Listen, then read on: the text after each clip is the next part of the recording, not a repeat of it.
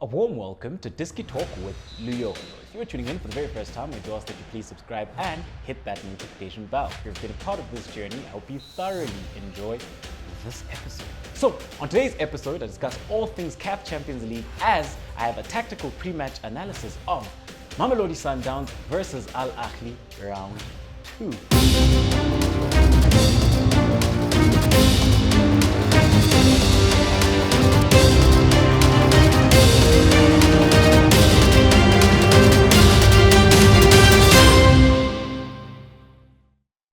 So the last time out then, when these two teams faced each other, the game did end in a 2-2 draw, which was a very exciting football game and a match then that had great quality on display from both sides with regards to how they were looking to impose each other, and also then when you look at the football that was played overall. So coming up then into this tactical pre-match analysis, the blue team will represent Mamelodi Sundowns and then the red team will represent Ahly. So when you do have a look at Mamelodi Sundowns then, do know that they have been doing very well then within domestic football and within the continent as well. So when you do look at them then, they do line up in their 4-4-2 diamond. They do look then to play a very fluid, vertical and progressive passing game. And when you look at them then out of possession, they are very aggressive with regards to their pressing schemes and counter pressing as well. And with regards then to how they look to impose themselves overall. So when you look at it then, with Mamelodi Sundowns then, the last time out in goals, they did start with Ronan Williams. This was within the CAF Champions League. We do know that they did play in the Nedbank Cup against Maroon Gallants, and they also played against Stellenbosch, so they did rotate the squad a bit. But going into this encounter against Ahly, I do think that then they obviously will go with their full strength squad and full strength 11, which will be similar then to what started against Ahly. So in goals then, it did start with Ronan Williams. This is then a goalkeeper who's been doing very well for this Mamelodi Sundowns side with regards to his performances this season. And also then when you do have a look at the last time out against Ahly, how important he was as he kept them in the game. He made very important saves, very key then within their build-up scheme. And also then when you consider that he saved that penalty. At left back then, you do have Aubrey Mutiba. As the left-sided centre-back, you've got Ntobim Vala. As the right-sided centre-back, you've got Grant Kekana. And then at right back, you've got Mudau. When you move on then right along within the heart of midfield at the base of the diamond, you've got Tebogo Mokoena. You do then have Allende. You've got Mkhulisi, who started the last time out. But we do know then that there is Maema, who can also start in one of those wide positions within the diamond. At the top of the diamond, you then have Tembazwane, you then have Mailula, and then you've got Shalulile. So that is how Mamelodi Sundowns then look like from a personnel perspective. And when you then have a look at them then in possession. So in possession, we will start with build-up. So I did mention that Ronan Williams is quite key then in build-up with regards to how Mamelodi Sundowns are looking to impose themselves. So when you have a look at it then, with Ronan Williams and how Mamelodi Sundowns are looking to build up. So how Mamelodi Sundowns are looking to institute their build-up would normally be in that fashion. Of course, their build-up schemes then are quite fluid and quite flexible, as they have multiple variations, and that is in relation to how the opposition is looking to press. So with Ahly, they do look to press with 2, but focusing then on Mamelodi Sundowns build up. So this is how then they would look to build up. Another variation that we saw with regards to their build up then was one of the centre backs looking then to pass to the goalkeeper and then them looking to progress play. So you might ask yourself, why do teams do this? So the reason why teams do this then is to disorientate the press. So what normally happens then is that you naturally have the goalkeeper who would normally be looking to pass the ball to the centre back. Once he passes the ball to the centre back, then what the opposition team would do with regards to pressing is that they would ensure that a striker would look then to close down that passing lane back into Ronan Williams, and then what they would do is they would go man for man on the right hand side, which is the left hand side for Mamelodi Sundowns. with regards to the field, and they'd go man for man and then look to force the left-sided centre-back to go long. If he doesn't go long and he's looking for a pass, it becomes very difficult to play. They would normally lose it, or there'd normally be a turnover from this position, especially considering how tight then it would be. So what then a team would do to disorientate the press and to also disorientate the strikers is then have the centre back pass the ball to the goalkeeper, because when the ball is passed to the goalkeeper, then the team in build-up normally then has much more control and initiative with regards to the build-up scheme, as opposed then to the pressing team looking them to force them one direction. In this manner, then, what happens is the goalkeeper then is in much more control with regards to the direction he wants to go. You barely find a striker looking to press the goalkeeper, and even if he does decide to press the goalkeeper in this instance, the goalkeeper can go any direction, and if he does look to go this side, then they've already been able to eliminate a man out of the press. Whereas if it starts the other way around and he's looking to pass, then that's what normally happens, and then they'll go man for man, you know. And with Ahly then, with regards to their pressing scheme, the last time out, they did press with 2, so they were looking then to force Mamelodi Sundowns long. But when you do have a look at it then, with regards to how Mamelodi Sundowns look to build up, they do look to build up from very deep. So sometimes you've got Tebgo Mokoena, who'd be looking, who would always be looking to be at in that deep pocket of space. Sometimes what you would see then is, because of how the opposition would press, sometimes you would have Mutiba, who's quite key then with regards to inverting. Sometimes he would look to be assisting then with regards to the build-up scheme. If not, he will hold a wide position within that wide pocket of space. Then you'd have one of the number 8s looking to come deep then to facilitate the build-up, especially considering when you have a team that looks to press Mamelodi Sundowns high up. When you move on then right along, when you do have a look at the offensive scheme with regards to how they'd look. So with regards to then how they would look in the opposition half, let's just push the strikers there. You'd have Tembazwane there. In this game against Ahly, what we did see then is that as much as Mutiba does look to invert a lot of the times, in this game he did tend to offer them width a lot of the times as opposed to looking to invert. So there were moments where then he would invert, come into midfield, and then there were moments then where he would be looking to occupy that left wide channel. And when you do have a look at it then from this perspective, you'd have your 2 centre backs there, and then you'd have Tebogo Mokoena there, and then you'd normally have your 2 8s within these deep pockets of space within the half spaces. Sometimes they do tend to drift wide within those wide pockets of space. Sometimes you do then see rotations being instituted and wide overloads as well. So if you do have Mayama, for example, playing as an 8 on the left hand side, what you would see then, he would be well and able to occupy the left wide channel. Then you would have Mutiba looking to come in, and then you'd have your 5. So a lot of the times then the offensive scheme does look like a 2-3-5 with regards to how aggressive they become and what they're looking to do. Sometimes what you would see then is Mutau on the right hand side. He would be looking to invert. Sometimes you'd see both fullbacks looking to invert, and then the 8 would be looking then to occupy those wide pockets of space with regards to offering the width. So it is then a system and an offensive scheme which is very, very fluid, and there's a lot of positional play and there's a lot of rotations within the diamond with regards to how aggressive it can become. Sometimes when they are looking to add an extra body, sometimes that's what you would sort of see, that shape where it can become a 2-2-6. But against Ahly, at times what you would see then is them being a bit conservative. So if there is an overload on the left, sometimes you would see Mudau sitting sort of in a deeper pocket of space, not looking to go all the way further up to join then that offensive line. When you then move on then right along and you have a look at what they look like then when they do lose the ball in this perspective, what you would see then is that they are looking to counter press. So they are looking to swarm the opposition and ensure that they can win the ball back. With regards to their rest defense, they do tend to have 5 players behind the ball. And when you do then have a look at how then they are looking to press. So I did say that they are a very aggressive pressing side and they do have very aggressive pressing schemes. So when you do have a look at Sundowns with regards to how they're looking to press, they do press then within their 4-4-2 diamond.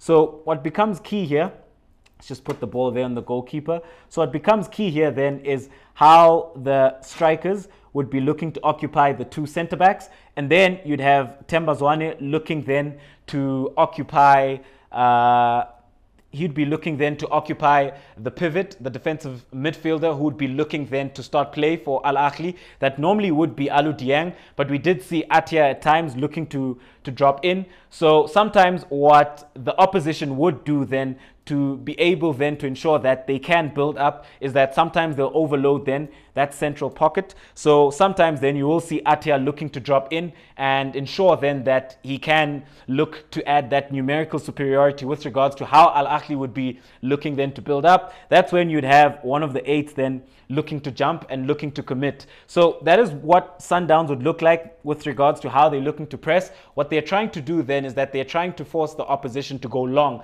So a lot of the times then Al Ahly, the last time out, had to go long from this situation, and they couldn't really have a seamless and a smooth build up. And whenever they did, then it would have to be through the wide areas. So if the centre backs then, because what they did at times then is build up very, very deep. So the centre backs then would be looking to get it there, and they'd be looking then to facilitate build up through the wide areas. So if Al Ahly then would facilitate build up through the wide areas, how would Sundowns respond to this? So with the 4-4-2 diamond, with regards to how then they're looking to press, so the two lines of three being the midfielders and then the front line, it becomes very key with regards to how aggressive they can become and how tight and how quick they can respond with regards to their press. And it does at times very flexibly can become sort of a three-man, but a lot of the times then it is sort of a 4-3-1-2 pressing scheme. So when the ball does go wide to the fullbacks, that's where the eights become key then with regards to looking to jump, and then everybody would then be looking to shift across and looking then to overload that side with regards to trying to win the ball back. So that is what Sundowns look like with regards to their pressing scheme and what they're trying to do. Out of possession then, when they do find themselves sitting a bit deeper within a mid-block, let's say. So what you would see then still is the 4-4-2 diamond.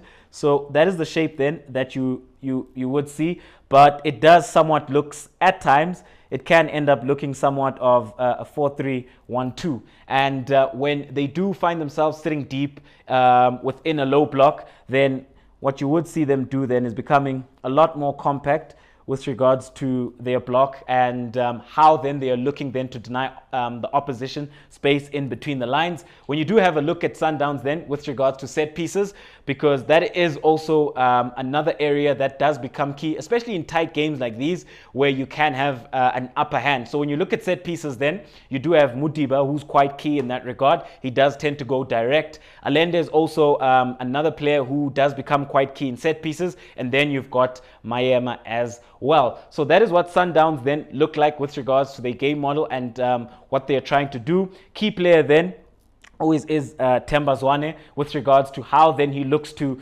occupy the left side of half space, the right side of half space, how then he looks to occupy in between the lines from a lateral perspective, and how then he's looking to progress the ball into the final third. A player then who's also done very well for this Mamelodi Sundowns side has been Tebogo Mokoena within the heart of midfield with regards to how then he's looking to protect his eights and how phenomenal then he has been at the base of the diamond. But we do know that Mamelodi Sundowns have so much quality within their ranks, and there are players then that can always come off the bench and look to make an impact, especially then within those attacking positions and within midfield as well. So that is Mamelodi Sundowns with regards to how then they look to go about things. When you do then move on then right along, let's have a look at Al Ahly. So with Al Ahly then, under Marcel Koller, this is a team then that possesses a lot of experience and a lot of quality. However, when you do have a look at this Al Ahly side, they haven't been playing their best football, and yeah, things just haven't been as seamless. Things haven't been as fluid as you'd know an Al Ahly side to be. But what you've come to learn over the years about an Al Ahly side is that they don't particularly have to play well within the group stages to go on to win the CAF Champions League, or to even go on and ensure then that they are able to make it out the group. They somehow find a way to always make it out the group, even if they finish second, and they go on to win it, and then they go on to play the Club World Cup. However, let's have a look at Marcel Coller's men with regards to how then they're looking to line up. So they do line up then with a 4-2-3-1. So when you have a look then at their 4-2-3-1, like I did mention, they've got a lot of experience, players then who've won the CAF Champions League multiple times, players then who've also represented Al Ahly at the Club World Cup. In goals then, they do have El Shanawai in goals. At right back, they've got Mohamed Heni. As the right-sided centre-back, the last time out, they started with Matt Wale, but we do know that there's also Yassir, who can play as the right-sided centre-back. And then as the left-sided centre-back, you've got Abdul Monem. And then as the left-back, you then have Malul. So when you do have then a look at this Al Ahly side with regards to their key players, comes the fullbacks with regards to Mohamed Heni and Malul as well, especially considering then that they are looking then to institute those wide overloads, especially then against a 4-4-2 diamond, considering how compact it is. So the natural width then with regards to a 4-4-2 diamond comes from the two fullbacks. Otherwise, when you do have a look at sort of this shape and formation, it is very compact with regards to the players that occupy the three central channels. So you've got 8 players, and then what you would normally see then with opposition is that they will be looking then to institute those wide overloads. So when they are looking to institute those wide overloads, it does become key then that the fullbacks are quite aggressive with regards then to the wide pockets of space that they are looking to occupy. Moving on then right along, when you do have a look at the two midfielders, you do have Atia and then you've got Alou Dieng. With regards to Alou Dieng for this Al Ahly side, he does sit deep as the pivot, but I would say that this is a player then who's got such a great technical skill set with regards to his overall game, because this is a player then who can go box to box. So he does have these mazy solo runs where he is able to run from deep and carry the ball and beat a couple of players and then play a very good pass. A player then who can sit deep for this Al Ahly side, play those diagonal balls and also play those penetrative passes. Also then very combative within the heart of midfield. When you move on then right along, the last time out, they did then start with Magdi Afsha. Off the right-hand side, they started with Al Shahat. Off the left-hand side, they started with Abdel Kader. Up front, they did start with Percy Tau. But we do know that then they do have, for example, Sharif. So when you have a look at Sharif, he is a much more natural number 9 and a much more natural source of goals. So you could have Sharif starting up front, and then you could have Percy Tau going as the 10. Within the heart of midfield, they also do have Hamdi Fati, a player who's so experienced, who I think can actually complement Alou Dieng a lot better than Atia within the heart of midfield, which would allow Alou Dieng to be a bit more progressive and a bit more advanced with regards to how he's looking to impose himself.